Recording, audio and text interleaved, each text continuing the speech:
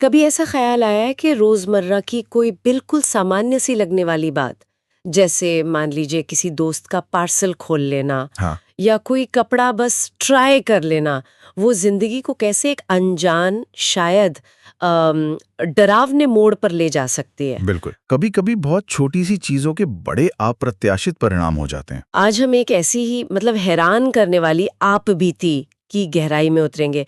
ये कहानी है बैंगलोर में रहने वाली निमिषा की, जिसे उन्होंने ऑनलाइन शेयर किया है। और ये वाकया इस बात पर रोशनी डालता है कि कैसे एक दोस्त के लिए आए पार्सल में रखे लहंगे को सिर्फ आजमाने भर से निमिषा की दुनिया जैसे एक एक बुरे सपने में बदल गई, काले जादू से जुड़े एक अनुभव में। हाँ, ये विश्लेषण हमें सोचने पे मजबूर करेगा कि भई कैसे एक इतनी छोटी सी घटना के इतने दूरगामी और सच कहें तो भयावह परिणाम हो सकते हैं। सही कहा। हमारी आज की चर्चा का आधार है यूट्यूब चैनल प्रिंस सिंह। वहां निमिषा ने अपनी पूरी कहानी बताई है।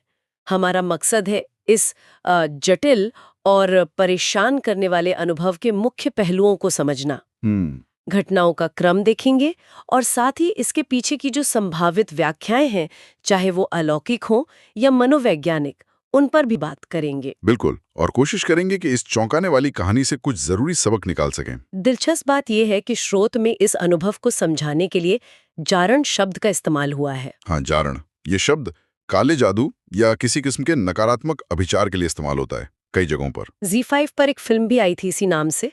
वो खैर अलग बात है, लेकिन ये शब्द और ऐसी अवधारणाएं हमारी संस्कृति में काफी गहरे तक मौजूद हैं। सही है। शायद इसीलिए ऐसी कहानियां लोगों पर इतना गहरा असर डालती हैं। तो कहानी शुरू होती है निमिषा से।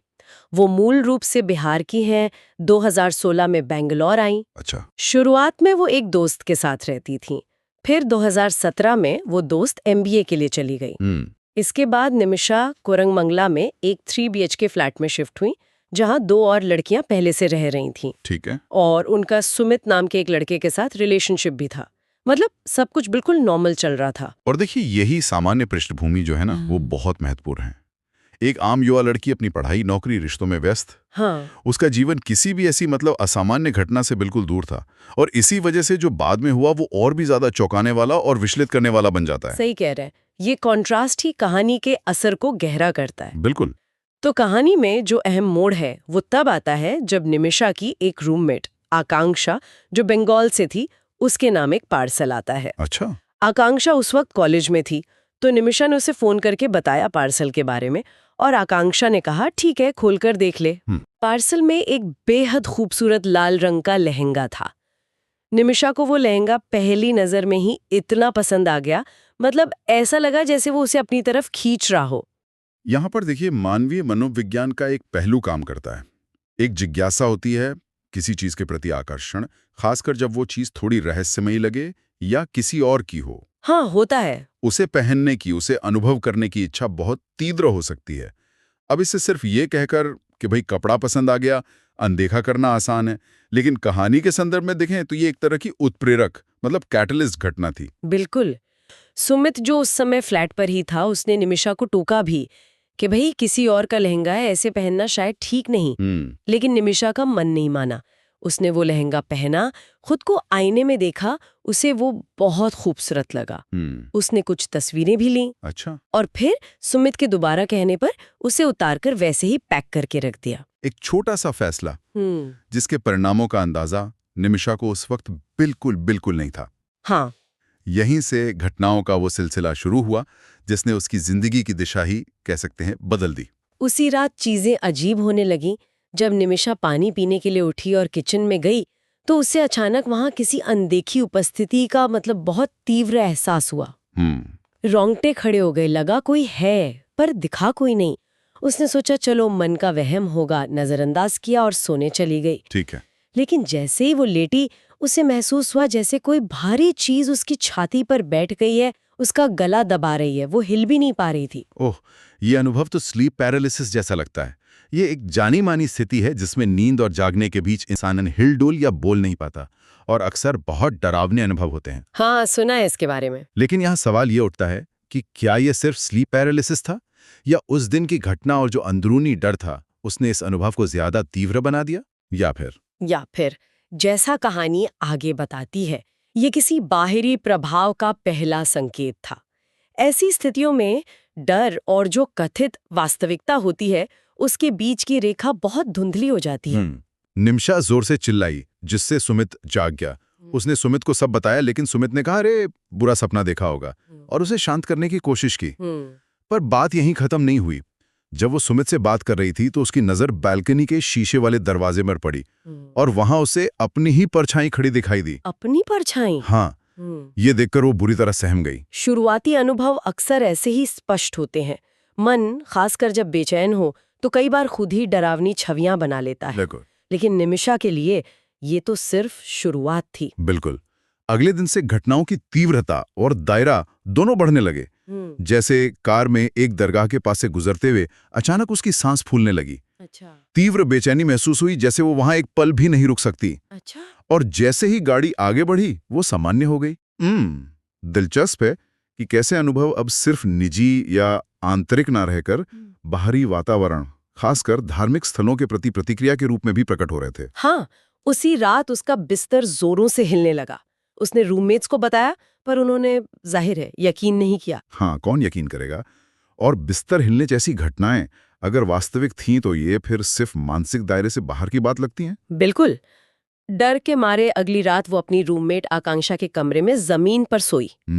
रात में जब उसकी नींद खुली और उसने करवट ली तो उसकी नजर आकांक्षा के बेड के नीचे गई, और वहां उसने खुद को उसी लाल लहंगे में लेटे हुए देखा जो उसे देखकर मुस्कुरा रही थी। अरे बाप रे, ये तो बहुत ही विचलित करने वाला अनुभव रहा होगा, अपने ही एक भयावह रूप देखना। हाँ, सोचकर ही डर लगता है। देखिए, ये मानसिक तनाव की चरम सीमा का संकेत हो सकता है, या फिर कहानी के नजरिए से देखें तो उस चीज का प्रभाव और गहरा हो रहा था। इसी घटना के बाद निमिषा ने हनुमान चालीसा सुनते हुए सोना शुरू कर दिया। अक्सर लोग करते हैं, डर या नेगेटिव एनर्जी से बचने के लिए। हाँ बिल्कुल, एक तरह का सुरक्षा कवच महसूस होता है उससे। लेकिन कोई खास राहत नहीं मिली। बाथरूम में आईने में उसे अपना चेहरा अजीब सा, मतलब विकृत दिखने लगा। कॉलेज में क्लास के दौरान कानों में फुसफुसाहट की आवाजें सुनाई देने लगी, जो इतनी तेज हो गई कि वो चीखते हुए क्लास से भाग गए। क्लास से भाग गई? हाँ, उसकी एक दोस्त थी समंथा, उसने मदद की पेशकश की। निमिषा कुछ दिन उसके घर रहने चली गए। लेकिन वहां भी अजीब बातें हुई। समंथा का पालतू कुत्ता सिर्फ निमिषा पर ही बेवजह बहुत आक्रामक तरीके से भौंकता था, बाकी सब पर नहीं। जानवरों का असामान्य व्यवहार, ये अक्सर ऐसी अलौकिक कहानियों का हिस्सा होता है। पारंपरिक मान्यताओं में माना जाता है कि जानवर नकारात्मक ऊर्जाओं के प्रति ज्यादा संवेदनशील होते हैं। हाँ, सुना है ऐसा। अब वैज्ञानिक दृष्टिकोण से देखें तो हो सकता है कुत्ता निमिषा के तनाव या डर को भांपकर प्रतिक्रिया दे रहा हो, लेकिन कहानी के प्रवाह में ये एक और अशुभ संकेत था। समंथा के घर पर रात में पानी टपकने और दरवाजा पीटने की तेज आवाजें भी सुनाई दी। समंथा की मां घबरा गईं और उन्होंने एक पुजारी को फोन किया। अच्छा। पुजारी जी ने फोन पर ही निमिषा के कान में कुछ मंत्र पढ़े। उसके बाद निमिषा एकदम गहरी नींद में सो गई। यहाँ देखिए, प्लेसिबो इफेक्ट की संभावना पर भी विचार करना जरूरी है। मतलब जब किसी इलाज या प्रक्रिया पर विश्वास होने के कारण ही व्यक्ति को राहत महसूस होती है, भले ही उसका सीधे तौर पर कोई शारीरिक असर न हो। हाँ, हो सकता है। हो सकता है पुजारी के मंत्रों पर विश्वास ने निमिषा को अस्थायी रूप से कुछ मानसिक शांति दी हो। हालांकि कहानी के नजरिए से देखें तो ये एक बाहरी हस्तक्षेप था जिसने कुछ देर के लिए नकारात्मक प्रभाव को कम किया। कुछ दिनों बाद जब सुमित रात में निमिषा के फ्लैट पर रुका हुआ था और वे अंतरंग होने की कोशिश कर रहे थे, तभी निमिषा अचानक बेहद हिंसक हो गई। उसकी आवाज बदल गई, चेहरा बदल गया। उसने सुमित का गला पकड़ा, उसे बिस्तर से नीचे फेंक दिया और धमकाने लगी। अरे, ये एक बहुत महत्वपूर्ण मोड़ था। हाँ। अब तक जो अनुभव मुख्यतः निमिषा के अपने थे जी। वो अब सीधे तौर पर दूसरों को, खासकर उसके सबसे करीबी इंसान सुमित को शारीरिक रूप से प्रभावित कर रहे थे। व्यक्तित्व में इतना बड़ा बदलाव और हिंसा का प्रदर्शन, इसे सिर्फ डर या तनाव से समझाना मुश्किल लगता है। सुमित बहुत डर गया। उसने हनुमान चालीसा चलाई, तब जाकर वो शांत हुई। उसे डॉक्टर के पास ले जाया गया, सारे मेडिकल टेस्ट हुए, सब नॉर्मल। ये भी एक अजीब बात है। हाँ, लेकिन कुछ ही दिनों बाद एक और भयानक घटना हुई। सुमित अचानक निमिषा को देखकर अजीब तरह से मुस्कुराने लगा। उसकी आंखें एकदम लाल हो गईं। सुमित की? हाँ, सुमित की।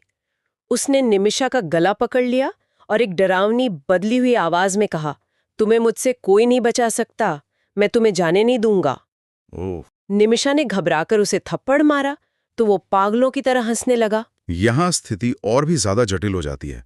क्या ये सच में वो बाहरी सत्ता थी जो अब सुमित के जरिए बोल रही थी, या ये शेयर्ड डिल्यूजन यानी साझा भ्रम का मामला हो सकता है? साझा भ्रम, वो क्या होता है? ये एक ऐसी मनोवैज्ञानिक स्थिति है जहां दो या ज्यादा लोग जो अक्सर करीबी रिश्ते में होते हैं और तनावपूर्ण माहौल में होते हैं, वो एक ही अतार्किक या भ्रमपूर्ण विश्वास को सच मानने लगते हैं। अच्छा। दोनों ही व्याख्याएं संभव हैं, लेकिन अनुभव करने वालों के लिए ये यकीनन बेहद डरावना था। निमिषा तो डरकर वहां से भाग गई। उसके रूममेट सब उसे पूरी तरह से मानसिक रूप से अस्थिर समझने लगे थे।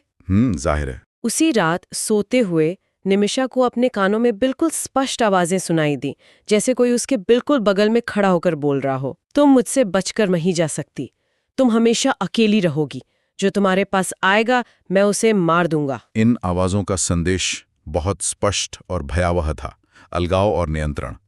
ऐसा लगता है कि उस कथित सत्ता का उद्देश्य निमिषा को सामाजिक और भावनात्मक रूप से पूरी तरह अकेला कर देना था, खासकर पुरुषों से दूर रखना। इसके फौरन बाद निमिषा को एक जबरदस्त एंजाइटी अटैक आया।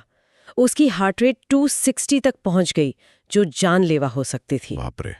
उसे फौरन अस्पताल में भर्ती कराया गया। ये शारीरिक प्रतिक्रिया उस चरम मानसिक, भावनात्मक और शायद अलौकिक दबाव को दर्शाती है जिसका निमिषा सामना कर रही थी। शरीर और मन का कितना गहरा संबंध है, ये यहाँ स्पष्ट है। अस्पताल से आने के बाद दोस्तों ने उसे फिर से दरगाह ले जाने की कोशिश की, लेकिन नतीजा और भी बुरा हुआ। क्या हुआ? दरगाह के पास पहुंचते ही निमिषा फिर से हिंसक हो गई, चीखने चिल्लाने लगी और दर्द से कराहने लगी, क्योंकि उसकी उंगलियां अपने आप पीछे की तरफ मुड़ने लगी थीं। उंगलियां मुड़ने लगी। हाँ, उन्हें वापस लौटना पड़ा। धार्मिक स्थलों के प्रति लगातार ऐसी तीव्र नकारात्मक प्रतिक्रिया दिखाना, पारंपरिक नजरिए से देखें तो इसे नकारात्मक शक्ति के विरोध का संकेत माना जाता है। इस घटना के बाद सुमित की मां ने एक मौलाना से संपर्क करने की सलाह दी। पहली मुलाकात में ही अजीब अनुभव हुए। मजार पर उर्दू में कुछ लिखा देखकर ही निमिषा को बेचैनी होने लगी।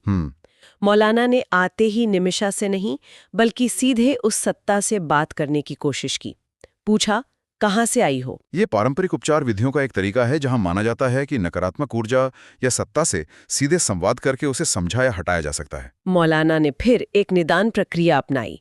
उन्होंने निमिषा के हाथ में एक लकड़ी दी और उसे जोर से पकड़ने को कहा। लकड़ी? हाँ, और देखते ही देखते वो लकड़ी अपने आप बढ़ने लगी, जिससे निमिषा के हाथ जबरदस्ती खुलने लगे और उसे बहुत दर्द हुआ। लकड़ी बढ़ने लगी? हाँ, वो एक आंतरिक संघर्ष महसूस कर रही थी। एक हिस्सा लकड़ी छोड़ना चाहता था, दूसरा पकड़ना।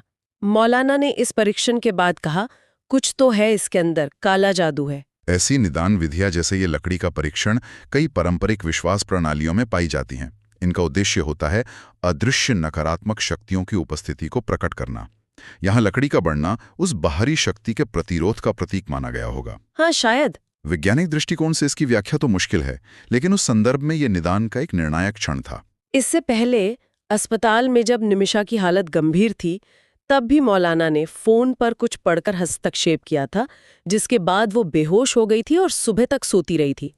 तो इस घटना ने मौलाना की क्षमताओं पर विश्वास को और मजबूत किया होगा। हाँ, बिल्कुल। मौलाना ने निमिषा का इलाज शुरू किया। इस दौरान निमिषा कई बार हिंसक भी हुई, लेकिन इलाज जारी रहा।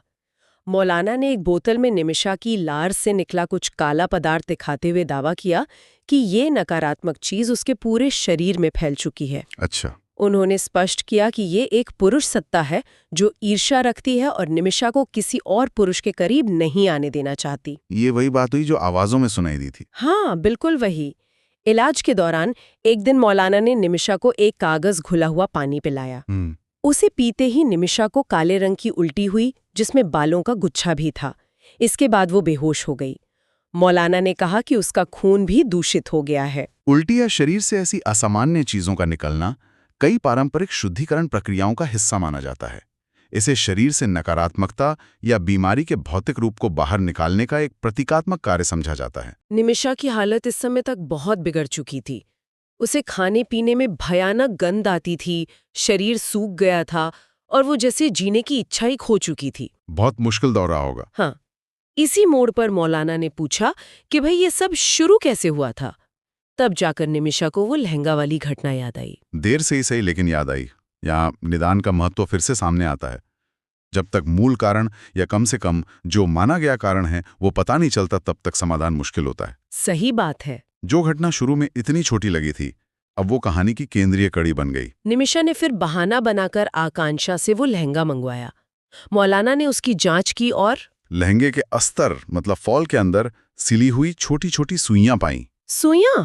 हाँ, छोटी छोटी सुइयां। तब उन्होंने खुलासा किया कि ये काला जादू असल में आकांक्षा के लिए किया गया था, लेकिन निमिषा ने अनजाने में उसे पहनकर अपनी ओर आकर्षित कर लिया। वस्तुओं का, खासकर कपड़ों या सुइयों का नकारात्मक कार्यों के लिए इस्तेमाल ये काले जादू से जुड़ी मान्यताओं का एक आम हिस्सा है। ऐसा माना जाता है कि इन वस्तुओं के जरिए किसी व्यक्ति पर नकारात्मक ऊर्जा या इरादा भेजा जा सकता है। यहाँ वो सुइयां उस कथित बुरे इरादे का भौतिक जरिया बनी। लेकिन बात यहीं खत्म नहीं हुई। मौलाना ने वीडियो कॉल पर निमिषा के फ्लैट की जांच करने को कहा। अच्छा, वीडियो कॉल पर? हाँ, जब निमिषा ने अपना कमरा दिखाया तो मौलाना की नजर कोने में रखे एक बड़े टेडी बियर पर पड़ी, लगभग 5.5 फुट का। Teddy bear? हाँ, उन्होंने कहा कि वो सत्ता जब निमिषा के शरीर में नहीं होती तो उस टेडी बियर में वास करती है और उसे तुरंत घर से हटाया जाना चाहिए। ये कहानी में एक और परत जोड़ता है कि नकारात्मक ऊर्जा सिर्फ एक व्यक्ति तक सीमित नहीं रहती, बल्कि वस्तुओं में भी रह सकती है या उनमें ट्रांसफर हो सकती है। हाँ, टेडी बेयर, जो आमतौर पर आराम और मासूमियत का प्रतीक है, यहाँ डर का स्रोत बन गया। सुमित जब उस टेडी बियर को मौलाना के पास ले गया तो उसे जलाने की कोशिश में भी दिक्कत आई, जैसे कोई चीज उसे जलने से रोक रही हो। लेकिन जैसे ही समस्या की जड़ मानी गई चीजें, वो लहंगा और टेडी बियर हटाए गए, अगले ही दिन से निमिषा की हालत में नाटकीय सुधार देखने को मिला। अच्छा। एकदम से। हाँ, एकदम अगले दिन से वो बेहतर महसूस करने लगी, खाने पीने लगी। ये परिणाम निदान के महत्व को फिर से रेखांकित करता है। समस्या के स्रोत, जैसा कि माना गया, की पहचान और उसे हटाने के बाद तत्काल राहत मिली। अब चाहे इसका कारण अलौकिक शक्तियों का हटना हो या फिर मनोवैज्ञानिक रूप से समस्या की जड़ मिल जाने का एहसास। हाँ, निमिषा के लिए ये एक बहुत बड़ा बदलाव था। लेकिन कहानी का अंत यहाँ भी नहीं हुआ। मौलाना ने निमिषा को चेतावनी दी कि उस सत्ता का कुछ अंश, मतलब कुछ हिस्सा, अभी भी उसके शरीर में बाकी है। और ये उसे किसी पुरुष के साथ स्थिर संबंध नहीं बनाने देगा। और क्या ऐसा हुआ? निमिषा के अनुसार हुआ भी यही। सुमित के साथ उसका रिश्ता आखिर टूट गया। बाद में भी जब उसने किसी के साथ रिश्ता बनाने की कोशिश की तो जैसे ही वो अंतरंगता के करीब पहुंचते, बेवजह झगड़े शुरू हो जाते और रिश्ता खत्म हो जाता। वही पैटर्न बार बार दोहराया गया। ये इस तरह के अनुभवों का सबसे दुखद और जटिल पहलू है, दीर्घकालिक प्रभाव। यहाँ फिर वही सवाल उठता है, क्या ये वाकई कोई बचा हुआ अलौकिक अंश है, जैसा कि मौलाना ने कहा? हाँ, या कुछ और है? या ये उस भयानक अनुभव का गहरा मनोवैज्ञानिक निशान है, जिसे हम ट्रॉमा कहते हैं, जो अंतरंगता और विश्वास की क्षणों में सतह पर आ जाता है और रिश्तों को बाधित करता है। विश्वास प्रणाली, मानसिक स्वास्थ्य और ठीक होने की प्रक्रिया के बीच का संबंध यहाँ बहुत पेचीदा है। निमिषा आज भी अकेली है, रिश्तों को लेकर डरी हुई है। उसे लगता है कि वो अभी भी पूरी तरह ठीक नहीं हुई है और अपना इलाज जारी रखे हुए है। हिमाचल में कहीं इलाज ढूंढ रही है शायद। उसकी तलाश जारी है। निमिषा की कहानी हमें ये सोचने पर मजबूर करती है कि कैसे हमारे अनजाने या छोटे लगने वाले काम भी कभी-कभी ऐसे गहरे और परेशान करने वाले परिणाम ला सकते हैं जिनकी हम कल्पना भी नहीं कर सकते। बिल्कुल, चाहे हम उन्हें पूरी तरह तार्किक रूप से समझा पाएं या नहीं। ये अनुभव विश्वास, इरादे और ऊर्जा के प्रभाव जैसे जटिल सवालों को भी उठाता है।